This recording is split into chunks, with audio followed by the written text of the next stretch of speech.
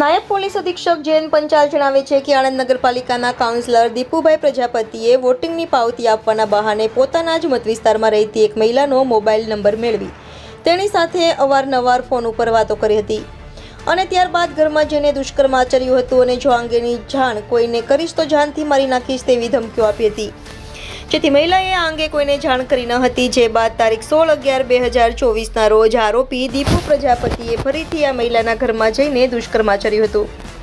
તે દરમિયાન આ મહિલાનો પતિ ઘરે આવી જતા તેણે દીપુ પ્રજાપતિને પકડી લીધો હતો। દરમિયાન દીપુ પ્રજાપતિ તેના બંને ભાઈઓ તેમજ અન્ય 7 ઇસમોને બોલાવીને ત્યાંથી ભાગી ગયો હતો। ભોગ બનનાર મહિલાએ આ અંગે આણંદ ટાઉન પોલીસ મથકમાં ફરિયાદ આપતા રેપ તથા રાયોટિંગનો ગુનો રજીસ્ટર કરવામાં આવ્યો હતો। પૂરતા પુરાવા એકત્રિત કરી આ ગુનામાં સંડોવાયેલા કમલેશ ગોરધનભાઈ પ્રજાપતિ અને ભરત ગોરધનભાઈ પ્રજાપતિની ધરપકડ કરવામાં આવી છે। અન્ય 7 ઇસમોની ઓળખ માટેની તજવીજ હાથ ધરવામાં આવી છે। મુખ્ય આરોપી દીપુ પ્રજાપતિ હાલ પોલીસ પકડથી દૂર છે।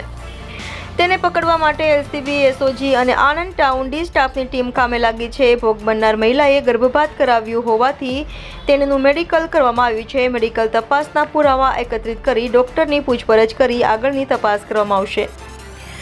Reporter Alpaben Patel, India 24 news, Anand.